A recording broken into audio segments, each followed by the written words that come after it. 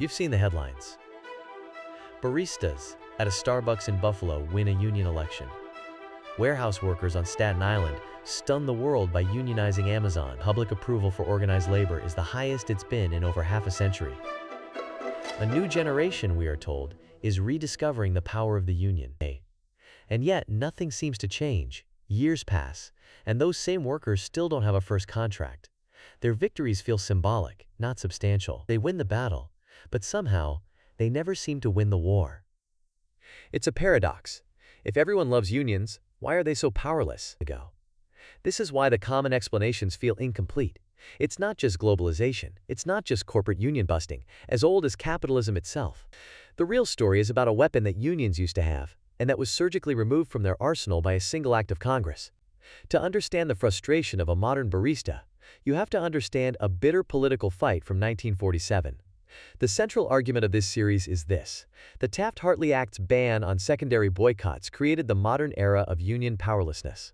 It did this by legally redefining inter-union solidarity as an illegal conspiracy. This forced a mathematical decline by making each organizing drive an isolated, one-on-one battle against a company's entire, interconnected supply chain. A fight most unions were now destined to lose.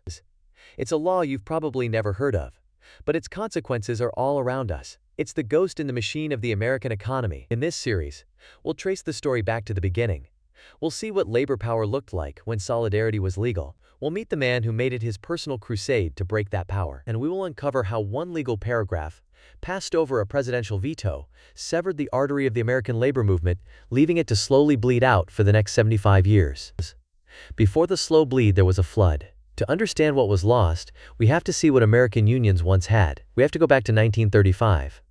This was the world that President Franklin D. Roosevelt and Senator Robert Wagner of New York surveyed from the depths of the Great Depression. They saw a nation where corporate power was nearly absolute and worker power was non-existent. Their response was a calculated, strategic intervention designed to rebalance the scales, the National Labor Relations Act, better known as the Wagner Act. This law did more than just make unions legal. It actively encouraged them. But its true power wasn't on paper. It was in the tactics it unleashed. The most effective of these was the secondary boycott. Think of it as the principle of, your fight is my fight, codified into a weapon. Here's how it worked. If auto workers went on strike against Ford, the Wagner Act protected the right of steel workers to also go on strike, refusing to produce the steel Ford needed. It protected the right of railroad workers to refuse to transport Ford's cars. An attack on one union could trigger a coordinated defense from all unions. A single picket line could cascade, shutting down not just a company, but its entire network of suppliers and distributors. Because of this, union power grew explosively. Membership skyrocketed from 3 million in the early 30s to nearly 15 million by 1945. 1 in 3 American workers was in a union. This was the age of solidarity, a time when organized labor could stop whole industries in their tracks. It was a level of power almost unimaginable today. And it was this very power that would soon put a target on its own back. This explosion of union power, held in check by the demands of World War II, was a time bomb. And in 1946, the bomb went off. The war was over.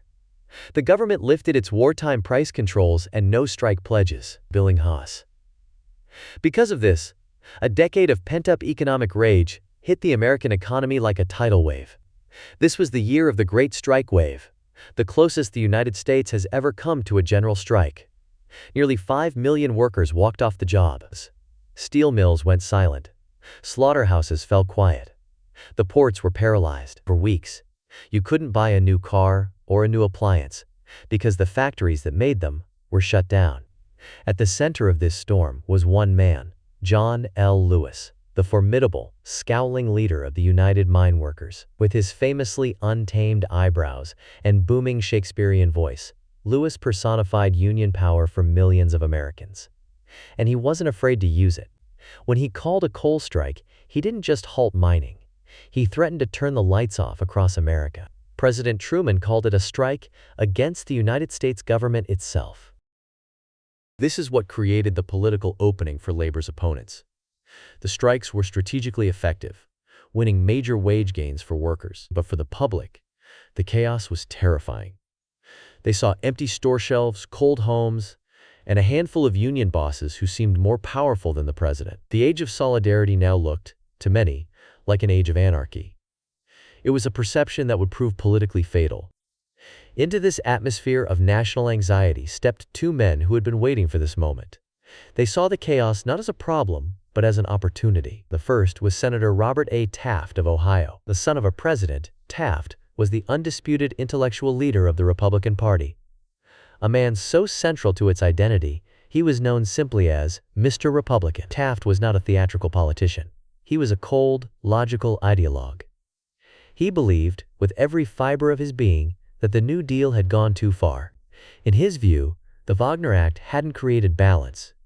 It had created a new tyrant, the union boss. His partner in the House was Fred Hartley Jr., a fiery congressman from New Jersey. Where Taft was the calculating strategist, Hartley was the public brawler, denouncing union leaders as racketeers and communists. Together, they formed a perfect political weapon. They knew they couldn't sell a frontal assault on unions. That would look like simple union busting. So they crafted a more calculated narrative. This wasn't about weakening labor, it was about restoring balance. Their argument was strategically brilliant. They claimed their new law would protect individual workers from the coercion of union bosses. It would protect small businesses from crippling boycotts. It would protect the public from national strikes. This framing allowed them to harness the public's fear while appearing to be champions of fairness and individual liberty. It was a crusade to dismantle the power structures of the New Deal, disguised as a simple tune-up. And after the chaos of 1946, it was a message the country was ready to hear. The bill, crafted by Taft and Hartley, landed on the desk of President Harry S. Truman. And he was furious. Truman was a product of the New Deal, a scrappy, plain-spoken Democrat who believed the Wagner Act was a cornerstone of American fairness. He saw this new bill not as a tune-up, but as a dagger aimed at the heart of his party and the working people who had elected him. This led directly to one of the most blistering veto messages in presidential history. On June 20, 1947, Truman sent the bill back to Congress, scrawling his objections in a fury. He didn't mince words. He called it a slave labor bill that would conflict with important principles of our democratic society. He argued it was a calculated act of revenge by corporations, designed to punish labor for the gains it had made. It was a declaration of war. But the fight was not over. In fact, it had just begun. Taft and his allies had anticipated Truman's move. They had spent months building a coalition, fueled by the public's memory of the 1946 strikes. The vote to override the president's veto would be the final test of their power. The House of Representatives voted to override almost immediately, a political rout. The real drama was in the Senate. Taft needed a two-thirds majority, a high political hurdle. He lobbied, he bargained, he twisted arms. And when the votes were counted, he had them. The Taft-Hartley Act became law over the president's ferocious objection. This is why its passage was so significant. It wasn't a quiet reform. It was a political revolution. A clear, violent reversal of a 15-year consensus on labor rights, forced into law against the will of the highest office in the land. So the law was passed, but what did it actually do? Hidden inside the dense legal text of the Taft-Hartley Act was a single provision that would prove to be a time bomb. It was Section 8B(4), and it was designed to sever the central artery of the labor movement, solidarity. This section outlawed a tactic known as the secondary boycott. To understand why this was so devastating, you have to understand what it is. Think of it this way. Imagine a small group of workers is trying to unionize a single bottling plant. Before Taft-Hartley, they could ask the powerful truck drivers union to refuse to transport that plant's sodas. They could ask grocery store clerks not to stock the sodas on their shelves. This was the secondary boycott, applying pressure to a company's partners to isolate the target. It was how a small union could borrow the strength of a large one. It was economic teamwork. Because of Taft-Hartley, that teamwork was now illegal. Section 8B(4) redefined this act of solidarity as an unlawful, unfair labor practice. Suddenly, the truck drivers had to ship the soda. The clerks had times to stock the shelves. If they refused, their own unions could be sued, fined, and potentially bankrupted. The law legally isolated them. This is the mechanism that crippled American labor. It forced a mathematical decline. Every union drive was now an isolated battle. The workers at the bottling plant were no longer backed by the entire labor movement. They were on their own, fighting the company, its suppliers, its distributors, and its banks. The power of "we" had been legally redefined as a conspiracy. The artery that carried collective strength from one union to another had been severed, ensuring that each would now have to fight, and often bleed out, alone. With the artery of solidarity severed, the day-to-day reality for American unions changed overnight. The fight was no longer national, it was local. And it was lonely. But Robert Taft and his allies had designed another, equally strategic weapon into the law. It was a provision that didn't just isolate unions from each other, it was designed to turn workers against themselves. This weapon was Section 14B here, and it gave states the power to pass their own laws called right to work. The name was a stroke of political genius. Who could be against the right to work business? But the name masked a calculated purpose. A right-to-work law says that even if a majority of workers vote to form a union, and that union negotiates a contract that benefits everyone, individual workers can't be required to pay dues.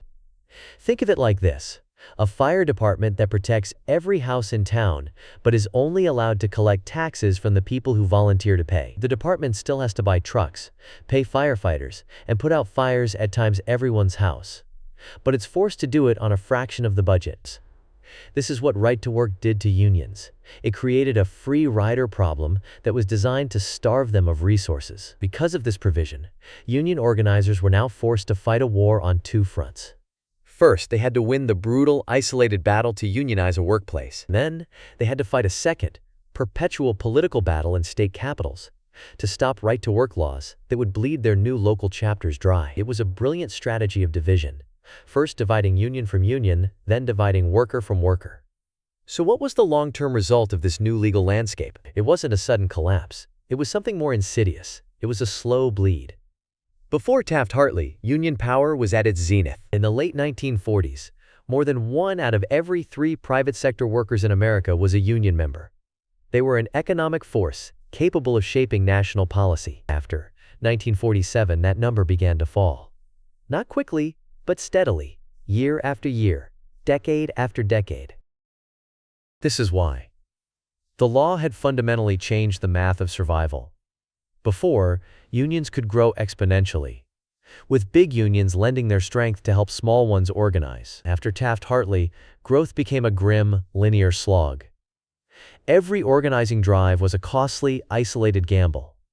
A loss meant that local effort was crushed. A victory simply meant starting a new, expensive fight to secure a contract and fend off decertification, often in a right-to-work state. The numbers tell the story. The decline begins almost immediately after the law is passed, down to 30%. Then, 25%. By the 1980s, it's under 20%. Today, private sector union density hovers around a mere 6%. This wasn't an accident. It was the direct, statistical consequence of a law designed to make solidarity illegal and organizing nearly impossible. The great wave of American labor didn't just recede, it was systematically drained, one shop at a time, until the force that built the middle class was a shadow of its former self. So we return to where we began, the modern American worker, feeling powerless against forces they can't control. This history is the reason why. The slow, statistical bleed we just witnessed wasn't a natural economic event. It was the direct, calculated outcome of the legal architecture Robert Taft and his allies built in 1947. They didn't just attack unions, they fundamentally rewired the definition of labor itself. Here is the hidden mechanism, the engine of decline that has run silently for over 70 years. The Taft-Hartley Act's most consequential feature wasn't just banning a tactic like the secondary boycott. Its true power was in legally atomizing the American working class. Before 1947, the law saw labor as a broad, interconnected social movement. After 1947, the law saw labor as a series of isolated, competing business units, each legally confined to its own company. It turned solidarity, the very heart of the union idea, into a criminal conspiracy. Think of it this way. The law took an army and decreed that each platoon was now its own separate country, legally forbidden from helping the platoon in the next trench. The consequences of this redefinition were profound. It forced unions to turn inward. Survival now depended on negotiating the best contract for their specific members, not on lifting the entire workforce. The grand, ambitious project of building a middle class was replaced by the grim, bureaucratic task of contract administration. This is what created the modern perception of unions, not as a social cause, but as just another special interest group, fighting only for its own slice of the pie. It was a perception engineered by the law itself. And this brings us to the great misdirection. Most people believe globalization, automation, and foreign competition killed American unions. But that's not the full story. Those forces were the storm. But the Taft-Hartley Act was the law that made it illegal to build a seawall. When a company threatened to move a factory overseas, the law prevented auto workers from calling on railroad workers to stop shipping the parts, or on dock workers to stop loading the ships. Each union was forced to stand alone and watch the jobs disappear. They were fighting a global chess match, but the law had tied their most powerful pieces behind their backs. In the end, the story of the American Union is the story of a single word: we. Robert Taft's crusade wasn't just about curbing power. It was about shrinking the very definition of who was allowed to be in that we. The law he created replaced a movement with a series of contracts, a class with a collection of bargaining units. It isolated worker from worker, union from union, until the collective force that had built the world's most prosperous middle class was too divided to defend it. If you found this eye-opening, hit subscribe for more deep dives into the hidden machinery of history, and leave a comment. What other part of modern life do you think has a forgotten story behind it?